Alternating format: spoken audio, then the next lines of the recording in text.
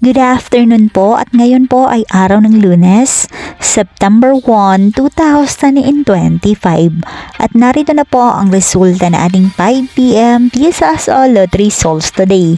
At para po sa draw natin ngayon ay ang 3D Lotto at ang 2D Lotto. At para po sa Lotto More updates, pa-subscribe na lang din po ako sa aking channel at pahit na din po ako ng notification bell.